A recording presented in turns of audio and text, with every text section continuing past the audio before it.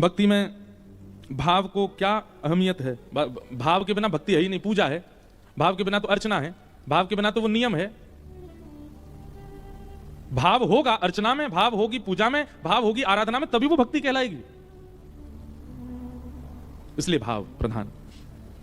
निराकार ब्रह्म या पूर्ण ब्रह्म, इनमें क्या अंतर है? निराकार और पूर्ण नहीं होता, निराकार और साकार होता है। निराकार और साकार। निराकार मतलब जिसका कोई आकार नहीं हो, साकार मतलब जिनका आकार है, द्वारिकाधीश। दोनों ही ब्रह्म है। निर्गुण है सो पिता हमारा, सगुण है महतारी, किसको निंदे किसको बंदे, दोनों पड़ला भारी। निर्गुण जो है ये हमारे पिताजी हैं, सगुण जो है वो हमारी माताजी हैं। दोनों ही वंदनीय है। किन्हीं का भाव ऐसा है कि मन और बुद्धि दोनों अलग अलग चलते हैं। मन कहीं जाता है, बुद्धि कहीं जाता है, किसकी माने? बुद्धि कहती है सुबह 5 बजे उठ के मॉर्निंग वॉक पे जाओ, मन कहता है रजाई ओढ़ो सो जाओ, आए को जाना। बुद्धि कहती है तला भुना मत खाओ, गुलाब जामुन मत उड़ाओ।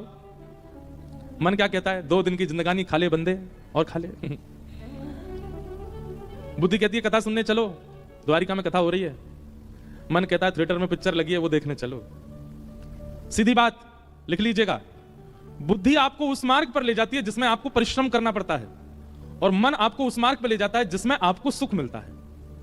आपके कंफर्ट जोन में मन लेकर के जाता है।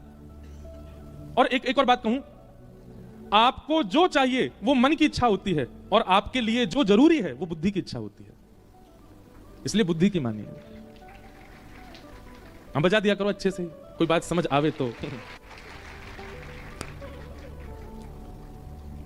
आपको जो चाहिए वो मन दिलाता है, और आपके लिए जो जरूरी है वो बुद्धि दिलाती है। आपको क्या चाहिए? कुछ करना ना पड़े, घर पे बैठे रहें, करोड़ों यहीं आ जाए, ये मन की इच्छा होती है। पर बुद्धि क्या कहती है? परिश्रम करो, श्रम करो, सुबह हो गई है निकल पड़ो, कुछ कर्म करो, मेहनत करो, थोड़ी पढ़ाई कर लो, बुद्धि को थोड़ी और शार्प करो। तो एक प्रकार से देखा जाए तो मेरा पक्ष बुद्धि की ओर जा रहा है, पर भागवत जी का पक्ष अलग है। भागवत जी कहती हैं मन और बुद्धि दोनों अलग अलग नहीं होने चाहिए। आध्यात्म का मतलब ही क्या होता है? आध्यात्म का मतलब है कि इच्छा फिर 2 नहीं, एक ही इच्छा है, वही मन की है, वही बुद्धि की है। भक्ति का मतलब ही वही है, जो बुद्धि चाहती है वही मन चाहता है, जो मन चाहता है वही बुद्धि चाहती है। इच्छा एक हो जाना ही भक्ति पथ है, 2 इच्छा होना ही संसार पथ है। बुद्धि का अलग, मन का अलग, पर इन दोनों का एक ही भाव हो जाना, यही तो भक्ति है। फिर संशय नहीं है आपके चित्त में, जो बुद्धि चाहती है वही मन चाहता है, और आप निकल पड़ते हो उस मार्ग पर, तभी तो भक्ति पथिक कहलाओगे, तभी तो भक्त कहलाओगे। भक्त की एक ही इच्छा होती है।